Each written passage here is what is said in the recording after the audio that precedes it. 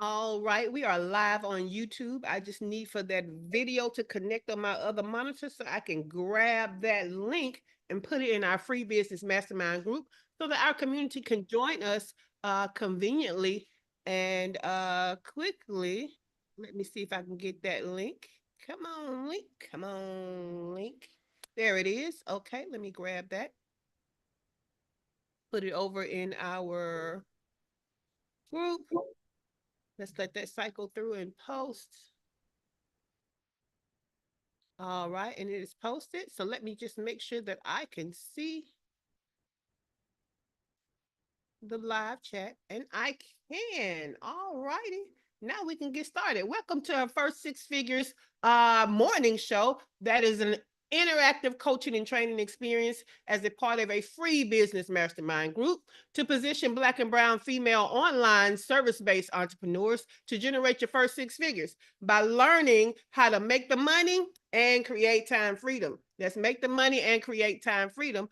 This week's blog is at shaycannon.com/leads. That's shaycannon.com/leads. And I'm putting it over here on the YouTube also. Okay. And I can see that. Cool. Because what we're talking about this week is the hidden cost of inconsistent lead generation. Okay. So, in case you did not know, bringing in new leads on an ongoing basis is the lifeblood of your business, because you cannot afford to run out of new people to service or you don't have a business, right? So, whereas some people have things in place, other people do not. And so we need to put together some type of system that is constantly bringing us in leads routinely, right? Good morning, Dewana, over there on the YouTube side. So yesterday we talked about the beginnings of leads, something that most of you know about, especially if you're an online service-based business. You already know that you're supposed to have a lead magnet, okay? So yesterday we talked about that you need one and how to make it better. So if you want that information, go back to yesterday's conversation, the replay for part one. Today is part two. Today is about consistency, but consistency of what? Content, okay? Content is a major engine that drives lead generation, but only if it's consistent, okay? So everybody is fussing about Facebook ads and paid traffic. Well, the hugest driver of organic marketing or organic reach or free reach is content marketing. Okay. So many entrepreneurs treat content like an afterthought, posting sporadically on social media or a blog every now and then when you feel inspired, or none at all. But the result is an audience that forgets about you, and the business is struggling to stay visible. Okay. Because most of y'all don't think about content until you're ready to sell something. Then you realize I can't just ask these people to buy something because I haven't talked to them in a while. Yeah, content isn't just about putting information out into the world, it's about building relationships, trust, and authority with your audience. And so you need to be doing that consistently, because without consistency, your efforts will fall flat. They will not be as successful. So, a consistent content strategy is the backbone of a sustainable lead generation system. So, yesterday we started with a lead magnet, and now we're talking about content, because a lot of you are like, I create this lead magnet. Now, how do I get it out to the world? How about you create content and use your lead magnet as a call to action? That is, again, one of the biggest drivers. Okay. So that's the blog. Let's go into our strategies, because you know I got 10, at least 10. So we're going to talk about the 10 things that you're not doing with your content that you should be doing, what that problem is, and we're going to solve it for you, all 10 of them. All right. So the first one is you don't have a content plan or a content strategy. Okay. And we kind of touched on this last week. So bring forward that information from last week to help you get a plan and a strategy. So posting whenever you feel like it leads to inconsistent and missed opportunities, especially when people don't know when to count on seeing something new from you. Okay. So not just being consistent, but being routine. If you usually post in the morning so people know when to go look for the new thing from you. If you just post it here, there, and everywhere, just as you bring a thought and there's nothing to anchor your content, people have to work harder. And guess what? Again, they forget about you, especially with the algorithm. They'll probably never find you again. Okay. I love the strategy where I hear something kind of cool. It could be like a dark psychology, faceless marketing account or something like that. And they'll tell you, hey, subscribe to this channel. Or you may, if you found this useful, subscribe to the channel or follow us, or you'll never hear from us again. I'm like, you know what? You're right. Because these algorithms is crazy. Let me go ahead and follow now. So I won't, because I like this content. So we need to have a plan. So create a content calendar outlining what to post, when to post it, and where you're going to post it. And again, I've already told you guys, I have a 3S system for my platforms for content. One is my star platform, the one that I'm going to do what I got to do for its algorithm. I'm going to give the information in the format that it requires for that platform. 2 is a secondary platform where I'm going to do at least one thing the way its algorithm wants it to be, and then I'm going to repurpose other stuff. And 3rd is a seed platform. It's just one I'm testing over there. All I'm doing is repurposing. I'm not putting nothing new over there. I'm just repurposing from other places to see how it does. Okay. So this is where you don't put all your eggs in one basket, which we're going to talk about that later this week. But that's how you can do it. Your 3S content.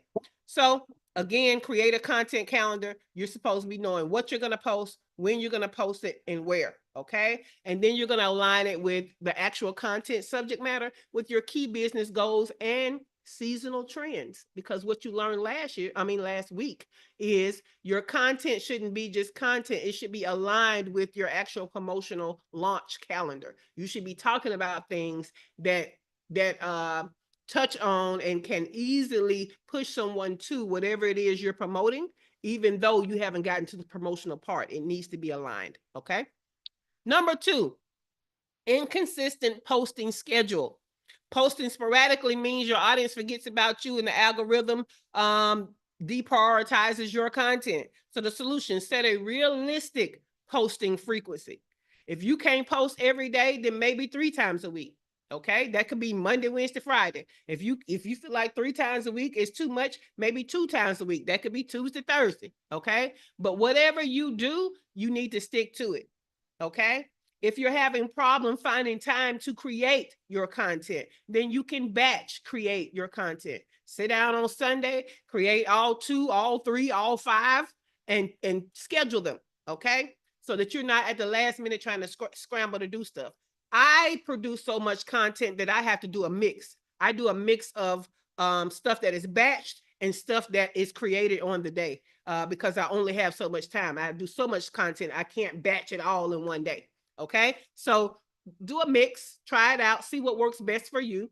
For some of you, it may work best for you to wake up early morning and go ahead and get the content created for that day and then start your business day. For some of you, doing it all on Sunday might be a thing, or again, a combination may work for you. Number 3, not repurposing content across platforms. So you shouldn't always happen to be creating new content for every platform. Some of these platforms will exhaust you. It's unsustainable for you to be trying to create new stuff on each one of the platforms that's different than what you place anywhere else. So turn one blog post into multiple content pieces. Is that not what I do every week with just this show, right? Instagram can be a carousel version of the same information, and then you can do a LinkedIn post of the same information. You can ask a question on Threads about the same information. You could do a short recap of the same information as a reel. So you could take one piece of information and repurpose it in different ways. All right. Number 4, lack of core content pillars. This should not be a new phrase to you, content pillars. If you have been in any workshop about content with me, if you have a blueprint about content with me on your business, you have content pillars. Why? Because I'm anchoring your content around the things that make sense and align with your offers. So the problem, posting random topics without a clear theme confuses your audience and weakens your brand. So the solution, define 3 to 5 core content pillars that align with your business and stick to them. Okay. But not just align with your business, align with your offer is more important. This creates brand consistency and authority. Let me tell you how jacks of all trades are never as high in credibility as someone who specializes in something. So just like you need to niche your brand, niche your avatar, niche your offers, your topics, your content needs to be niched. Okay. All right. Number 5, not planning content in advance. Some of you might even have what you're going to talk about and when, but you're not really planning in advance the details. So when you create content on the fly, it's inconsistent and rushed, leading to lower engagement. I have a client that when they sit down and talk, they be like, this is not going to take long. I'm only going to take 5 minutes of your time. Well, you sound like that's for you. You don't sound like you're not taking a lot of time for me, because you sound rushed in just the way you're talking to me. So what am I going to do? I don't want no rushed information. I can get the full information, details with somebody who seems like they're taking time with me from somebody else. Okay. So keep that in mind. So even though you're batching your content, you want to give yourself enough time to create good content. So that's why I split mine up, because I'm not going to, if I try to batch all the content that I do in one day, some of that is going to be rushed and not show up in excellence. And so that's why I spread it out. But if you are out here doing limited amounts, minimum amounts of content, you better take the time to do that content in excellence. Okay. So plan it in advance and give yourself enough time. What also works best for me is I have an outline of what I'm going to do before I ever sit down to do it. I have some idea of what I'm going to do. And the way that my brain works these days, it works better for me to sit down and outline all of my content in one day so that all of the outlines are ready on the days that I actually create. Because if I have to brainstorm and research or think on the same day that I'm supposed to be creative, that doesn't work well for me in particular, trying to use my creativity and my strategicness. I like to be strategic first. Go ahead and plan it all out, put a little bullet points of what I'm going to talk about. And then when I show up to create it, I'm fully in creative mode. So that might help somebody. All right. So batch your content, but also plan your content. Number 6, ignoring SEO and discoverability. Okay. All I need you to remember about SEO, if you don't know that much about it, is you should be using keywords and key phrases that your ideal client uses. Stop using the jargon. Stop talking over their head. Use the words that they use. Use the words that they use when they're searching for help. Okay. That's all you need to know about SEO just to start. Stop using words that they don't know what it means. Okay. So the problem, your content isn't optimized for search. You're missing out on organic traffic and long-term visibility. Okay. This is why I love blogs. This is why I love YouTube, because if you are talking about something that is evergreen, and all evergreen means is it's going to be valuable from, for a few years at least. Those are the best places to use your keywords and phrases to have evergreen content. Why? Because Facebook, Instagram, and all those other places, it's almost like once it's gone, it's gone. And if you on TikTok, baby, if you did something this morning, it was gone by lunchtime. Okay. Nobody's really using that anymore. Nobody's looking for it. It's going to be hard to find. However, if you have a blog on your website, and you are on YouTube doing content about these staples of information that is good for your industry and for your ideal clients, it will be evergreen. It will live for a longer time. I want you to think about some of the things y'all search, right? When you search for stuff, say, when I put y'all on to faceless marketing, and let's say you said, okay, Shay gave good information, I want to see what else is out there, and you put in faceless marketing, most of what you brought up were articles, blogs, and videos. And if you had paid attention to the dates on some of that stuff was earlier in the year. Some of that stuff was from 2 years ago, because it's still relevant and it's evergreen content. So don't forget your YouTube and your blog posts. Okay. All right.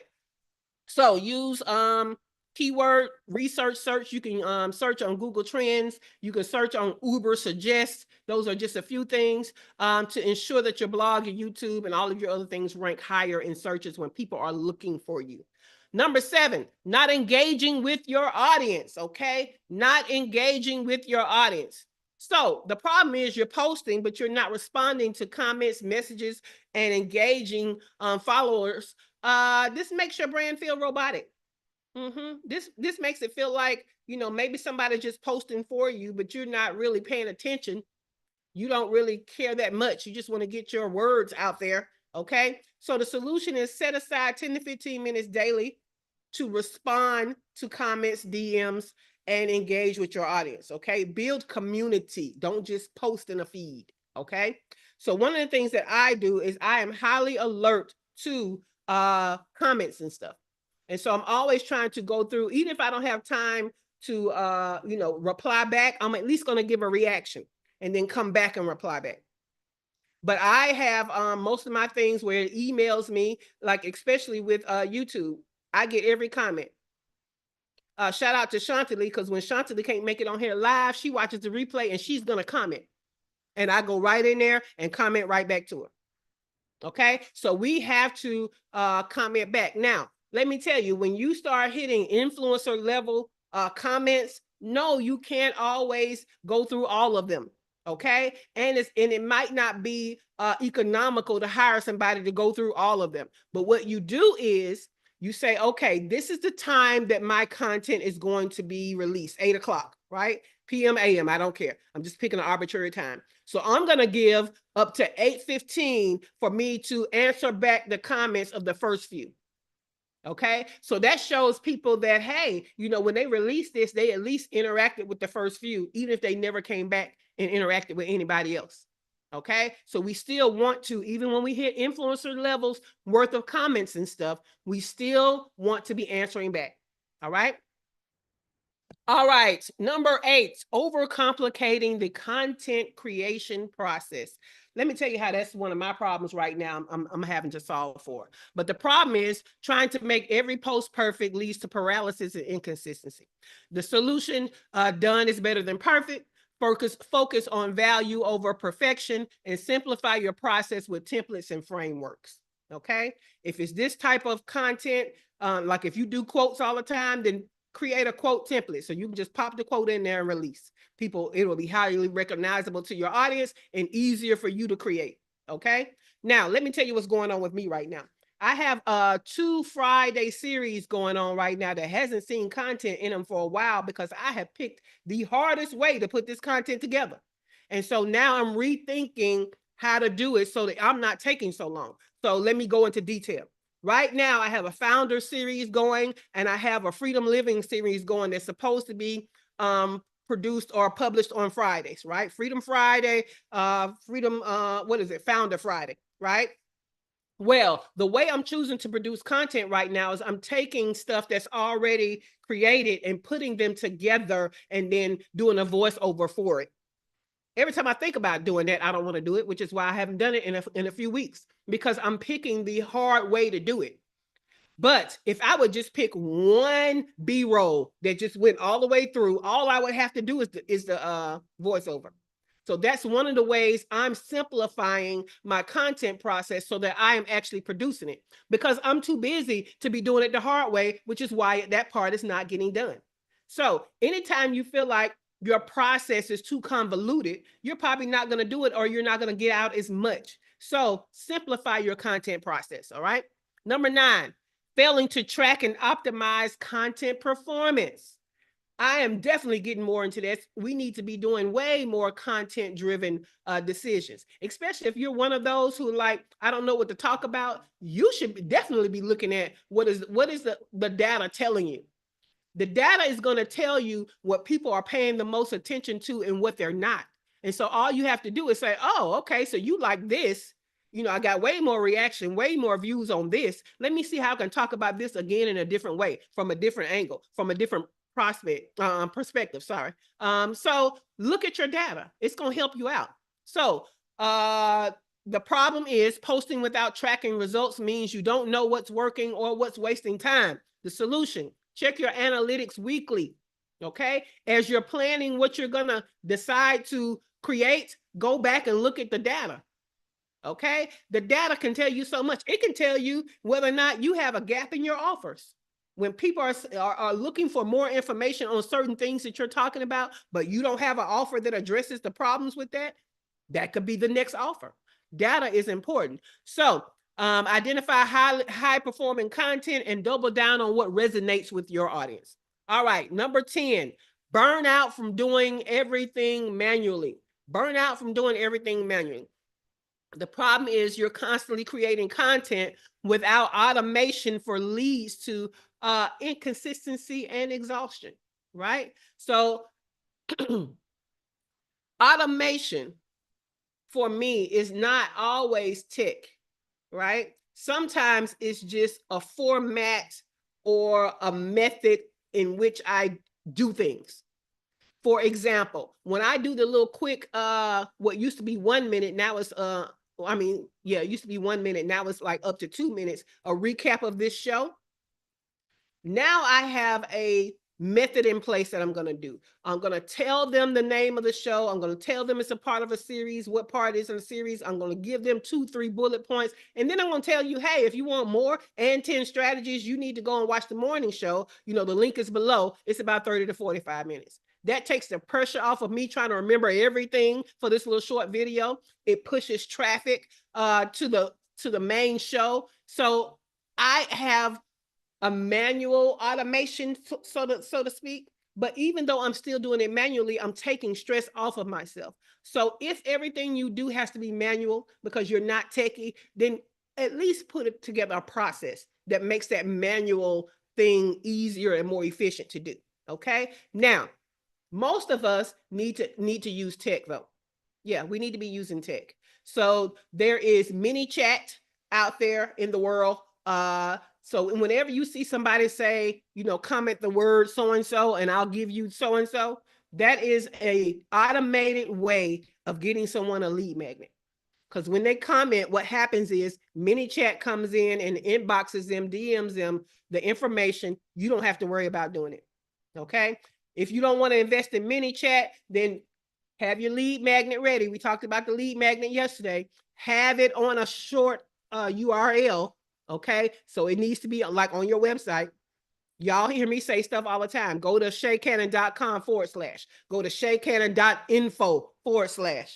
You need some type of branded short link that's easy for people to go ahead and go over there, get their lead magnet, and now they're in your funnel. Okay. So techie, non-techie ways of doing that. All right, we're going to start with Dr. LaFera. Our question for today is, what is your biggest problem with being consistent with your content? And did any of the strategies, that should be, were any of the strategies helpful? So I'm going to go back through the 10 to make sure that you have that without all the extra. Good morning, Glow. Good morning, Glow. Let me put this question over here for y'all.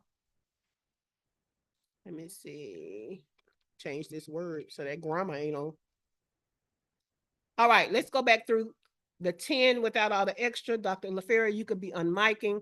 So the problems with your content, okay, is you have no content plan or strategy. Number 2, inconsistent posting schedule. Number 3, not repurposing content across your platforms. Number 4, lack of core content pillars. Number 5, not planning content in advance. Number 6, ignoring SEO and discoverability. Number 7, not engaging with your audience. Number 8, overcomplicating your content creation process. Number 9, failing to track and optimize content performance. That's that data. Number 10, burnout from doing everything manually. All right. Dr. LaFera is ready. So Dr. LaFera, what is your biggest problem with being consistent with your content? And did any of the strategies help? I would say that the using SEO for discoverability, I don't do that enough. I do have a content calendar, but I keep changing it based off of what I want to promote and maybe like what I'm finding does well. I don't track it in an organized manner like I need to, but I do go back and track and see what did well and try to create more like it. So yes, love it. Love it. Keith, you want to come off the mic or you want to put it in the studio comments? We're going to give you time. Okay, 2 and 8. So number 8 was overcomplicating the content process. And number 2 was inconsistent posting schedule. Yeah, we got to get these schedules down, y'all. Now, I will tell you, like Dr. LaFera said, sometimes your schedule could be a living, breathing thing that changes, but at least you have some structure. Your goal is to get to a schedule that doesn't change that often. Okay. But even if it's one that changes, at least you're starting off with some structure. So remember that about your posting schedule.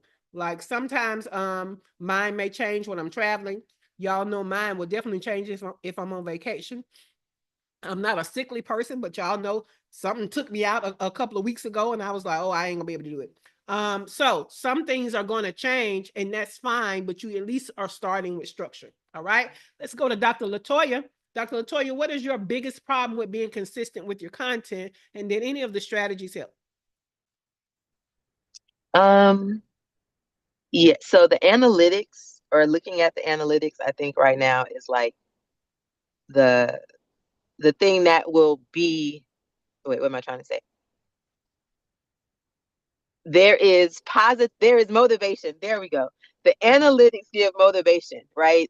So I've been posting the content, but I don't really be looking at the analytics. This week I changed it. And now I'm like, oh wait, the numbers are going up. So that's inspiration Yes.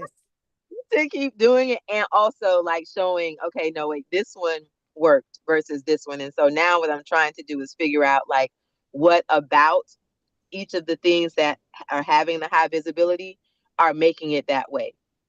You know, is it the title? Is it the thumbnail? Is it the SEO? But yes, there's motivation in the analytics. There is. It really is. Because it helps you not feel like you're just doing something in perpetuity and not getting a benefit from it. So yes, looking at that data is heavily important, let me tell you. And let me tell you, it doesn't have to be this overly complicated data thing. So you know, you don't have to have something that looked like a plain cockpit worth of data. You know, you could just say, okay, which one got the most views this week? Okay, which one was the most engaging? Which one was least engaging? Which one I don't know, which one was live? And so you just kind of want to just play with it and get bare minimum data to start with, just so that you know what's working and what's not working, right? Just just start with, hey, what got the most views this week? What got the least amount of views this week? Okay, start with that. Or what got, if it's not a view, like it's not a video, then you can always start with what got the most engagement and what got the least engagement. Now, engagement is not just reactions and content. You can go into the insights of your posts that don't have video, and the insights are going to tell you about like the impressions and how many people saw it and all that kind of stuff. So views are not just relegated to video. Okay, so there you go. Dr. Latoya said, I'm figuring out the lives aren't performing as well pre-recorded videos. Which sucks because you know I love my lives. Me too. Me too. But remember, that's when I told y'all, I said, I now am going to have to do some kind of pre-recorded videos, because most people are feeling like if they miss this morning show live, like it's they're missing some of the experience. So they ignore it. And all of my content was from this morning show, pushing you to the blog and other places. Remember, that's when I told y'all, hey, I'm about to do some FaceTime type profile videos. Remember, I told y'all I was going to model like Tabitha Tab. I was going to talk about mindset only. And I was going to do a recap of the show as a pre-recorded video that pushes people to the live content if they want to know more.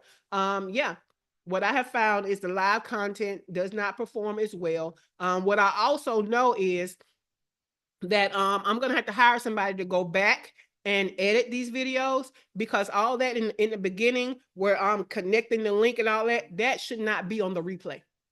That's fine for live because y'all just sitting here with me waiting on the value to come. But when somebody's doing a replay, nobody wants to go through all of that shit that happened live to get to the start of the show. Okay, so yeah, there is definitely a difference between live and pre-recorded depending on how you're doing it. My live is very engaging. My live pulls y'all in and it's an interactive experience. And what you know is if you're watching something pre-recorded that was interactive, but you can't interact, you're not interested anymore. So yeah, Dr. Latoya, I get that. Dr. Ayana said, "Holy God, yeah, this is the whole thing." But that's why we need data, right? Because you may do your live in a way that your lives may do better than your pre-recorded stuff, but you don't know that until you look at your own data, right? So, because it could be the way that Dr. Latoya and I are doing our lives. Because again, I know that it's because my lives are interactive and you feel left out when you're watching the replay. Okay. Let's go to Cheryl. Cheryl, what is your biggest problem with being consistent with your content? And did any of the strategies help? I don't have a problem with consistency, but I don't repurpose across other platforms. I'm pretty much on either IG and Facebook, but I started researching. Actually, I finished the research on TikTok, and I'm now creating my strategy. So that's where I am now. Okay, cool bean. I'm glad you said that because that makes me want to highlight something for you guys. Repurpose is not always taking the very same thing and putting the very same thing on other platforms. Now, what I mean by that is it doesn't mean that you record a video over here and you take that same video at the same length and put it over here with the same caption. That is a form of repurposing. But also repurposing is the fact that I release a blog on Sundays and I talk about that blog in portions Monday through Thursday. I am only repurposing. I'm not really giving you anything new. In fact, I'm so purposeful with that blog and it's so conversational. What do? I get on here and share it with y'all damn near word for word. And then we go into a more interactive aspect of it. But that's still repurposing. So I don't want y'all to think that repurposing is taking the very same piece of content that is in one way and putting that same one way everywhere. Sometimes it's taking a larger form of content and splitting it up and dispersing it into smaller pieces, but that's still repurposing. Okay. So keep that in mind. All right, let's go to Dr. Ayana, who's over here probably heart palpitating over this content stuff. But Dr. Ayana, what is your biggest problem with being consistent with your content, and do any of the strategies help? The strategies are off the charts. Excellent points. There are a couple that I actually use but could do better with in terms of reposting, as you just talked about. I've got to be a little more strategic in using the I guess the mutated or reformatted style of making certain posts conversational and other formats. So I also do the I recognize the tracking of my posts, but once I look at it, I don't do anything about it. I see what the stats are saying, but then okay, moving right along. But I really need to dive into number 6 and number 10. Number 10 being the tech portion, using the tech, even if I'm not feeling burnout, I could amp up my efforts by using tech a little bit more, and certainly being more deliberate about using SEO and discoverability. So all of the points were excellent, and I did get a lot out of this. Cool beans. Love it, love it, love it. All right. Dr. Tachi, you are also a content machine, but is there anything that is a problem for you in being consistent with content? Now, you may be like me and Dr. Latoya, where, going live is easier for you, but what we know is we still need other forms of content. So maybe it's the other forms and not the lives. I'm not sure. But in what ways are you being inconsistent with content, and did any of the strategies help you? This was all great. I don't necessarily have a problem with that. Live was my first. So live is always the default. And the way I tend to run it, obviously it runs like a show with counts, with bam, bam, bam. So even though I had, obviously I have a lot of interaction live, you're going to see exactly the same thing. So I don't have the beforehand, like what I do, because what you do is a little bit different. You don't see the behind the scenes from me with whatever. So it's just like a show that's live. Now I do some, like years back, I said, okay, I also need to do more pre-recorded content as well to differentiate it from the live. So that's where the be more and all of that came in. So I don't necessarily have a problem with any of the content. I will say I would like to lean more into SEO though. I love that. I love that. Now, I will say that I do see an opportunity for you when you have these shows that are 30 minutes or longer to chop that up and put it out there so that more people are aware of your show. And let me tell you how, again, if you just look at how you yourself consume content, right? There are some shows that I have been enjoying the short clips and the short reels forever and have never seen the long form show, right? So there is an opportunity that if you do a long form show, whether it's pre-recorded or live, that you chop that up and pull out some of the clips that are most engaging to push people to your full length stuff, right? Because if we realize that or not, is that not just what a trailer is for a movie? Is that not what these clips are for your favorite shows that are showing what's going to happen on the next episode, or they're playing like the little commercial to let you know what happened on this past episode, what's coming up, you know what I'm saying, all that kind of stuff. So there is opportunity there for you to shake it up a little bit with that. All right. Kimberly has put in our studio chat, inconsistent posting schedule. I need to take time and revisit the content calendar. No interaction with audience. Definitely needed to change that. I've never gone live regarding my business, so that's one I need to visit. Well, now I'm going to say this about going live. Some people are afraid to go live. They would rather pre-record, and that is fine. Pre-record your heart away. Some people would rather go live than pre-record, which y'all already realize that's me, Dr. Tachi, and Dr. Latoya, in the least of the people, right? But for me, what I understand is my perfectionism is less when I go live, because as I'm doing it, it's going out there. I can't overthink it. It's too late. You know what I'm saying? It's out there now, and I'm done. So it's more efficient for me to go live. It's more interactive for me to go live. I have so many positives for going live. Now, again, pre-recorded, the perfectionism comes out, which is why I need to make a less complicated process, because that process is complicated because I'm over here trying to be a perfectionist about it. Oh no, I'm talking about this. So I need to go and find this video and this old picture and and now it's taking me too long to do my content. So figure out, you know what I'm saying, what works best for you. You don't always have to be live. You don't always have to show your face, Kimberly, and all those other things. You need to find what works for you. And the best thing that works for you are the things you will actually do. Okay? So you want to know how frequently you should be pumping out content?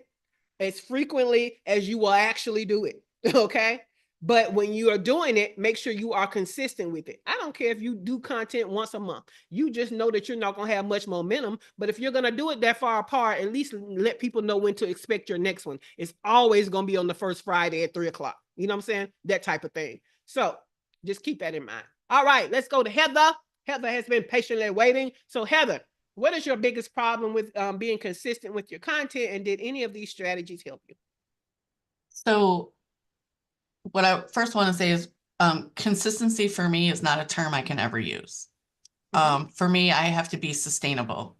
So what is sustainable for me is, and what worked actually was using Sundays after, like Sunday afternoons when it's, not much is going on, to write a blog post and schedule emails to my list. And then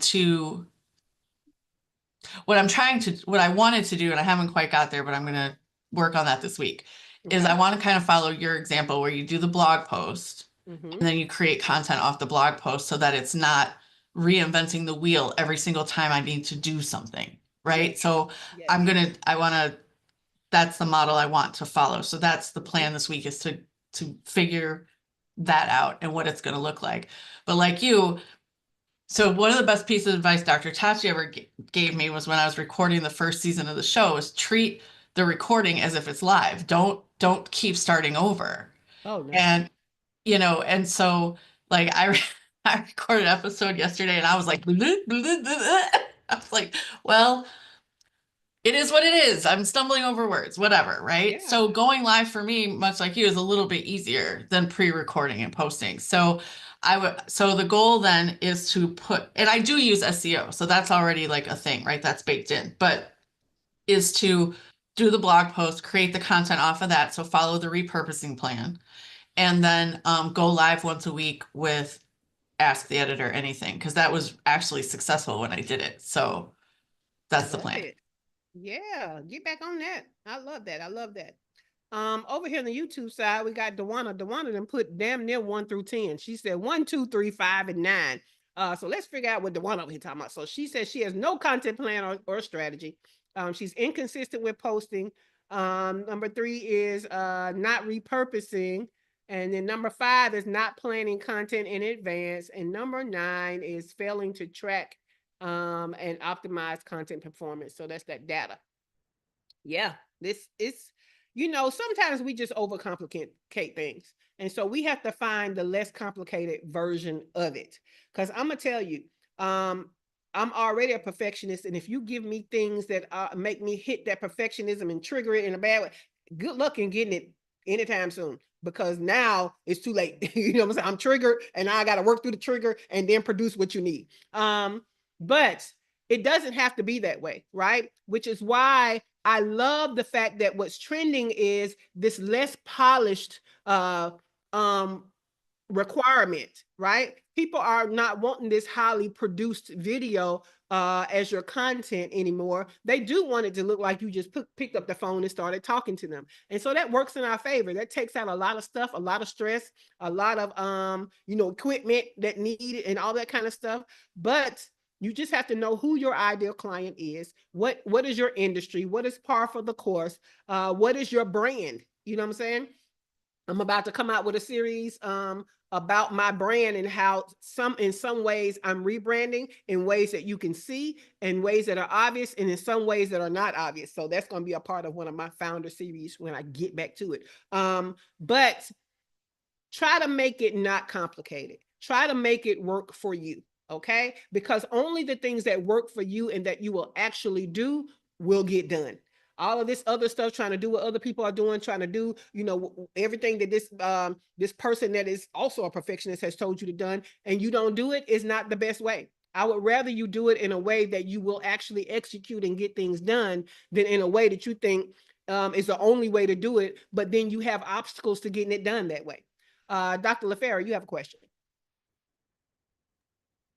I do. Where do you like to go to look for trending stuff that, doesn't always have to be created by you? Like, the videos that you share from other people. So are you talking about curating? I don't know. Like as a part of your, so this is what I'm trying to make sure. Are you talking about finding things that your audience would like that you can share with them, but that was not produced by you? Or Correct. are you talking about, that's what you're talking about? Yes. Okay, yeah. So that's curating content. And so you just have to stay plugged into places that are a source for that type of thing. Mm-hmm. For example, you can sign up for plenty of newsletters, right? Yeah. Where they're talking about, things that are of interest to your people, and they come out, some come out daily, some come out weekly. And so now you got that you can kind of share. And so you got different people that you should be following that are of interest to your people. So now their stuff comes in your timeline and in your feed, and you can easily share it. So that's my shortcut for it. So that I don't have to always go looking for it. Especially since I've started kind of a roundup type email strategy. I just can take the stuff that I have already got coming to me that is of interest to my people, and now I can just share it that way. So was that helpful? That was helpful. And you were going to say versus something else. You mean versus like me, like creating something that other people are doing? Yeah, that was the other one. Yeah. I was trying to make sure which one were you talking about. Were you talking about curating it, or were you talking about being inspired by, you know what I'm saying? Which one? And you said, well, curate. where do you like to be inspired by? Because like I don't always like to be inspired by people in my niche, and I like to make stuff my own that did well with somebody else's. What do you like to do for that? So there are some people I follow just for what are they talking about. Like I don't go into their content. I just like to see what was your subject line. What are you talking about? For example, I follow SCORE, SCORE, right? And I like to see what they're talking about because that's from the SBA, right? And so I am talking to people that are in the SBA's audience of people. And so I like to know what are they talking about. But I don't really show up for their stuff, you know what I'm saying? Because it's not of interest to me. So I'm not going to sit through your webinar, but I do want to see what is it that you're talking about lately? What have you, started realizing is of interest to your people, because it may be of interest to my people. And so there have been times where I've seen a subject line, or I've seen a webinar, online training of the subject matter. And I'm like, oh, okay, that's a great thing, but I don't like the way you're doing it. I'm probably going to do it this way. Does that make sense, Dr. LaFera? So when I'm being inspired by, I probably haven't taken in their content. I probably only took in their intention of their content, because what I'm going to say is going to be different. Now, there are times when I have, researched and fully, because think about it, when I did the week on faceless marketing and faceless offers, all of that was me telling y'all all of the research I had done, and I'm basically putting it in a small package for you. And because I'm very good at that, I've started doing that as an email series. My first one went out yesterday called Hello Monday. And so what I told you, because to me, that's a way for me to get out content that I don't have to create something new. I'm really just documenting what I've already done. And that's easier than creating something new. Dr. LaFera, so it's SCORE. And it's by the SBA. So you can have a SCORE mentor. It's free. It's a government program for businesses, small businesses.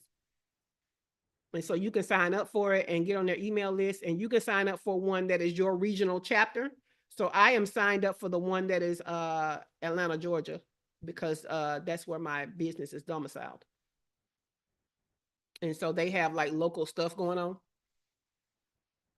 But yeah, cool beans. Anybody else have a question or a value add, either about yesterday, which was about your lead magnets, or today, which was about your content, because that is a driver, a huge driving force for you guys to be able to bring your leads in, to talk about your lead magnet, to get your expertise out there and be seen as a credible expert. So lead magnets or consistent content. Anybody have a question or value add?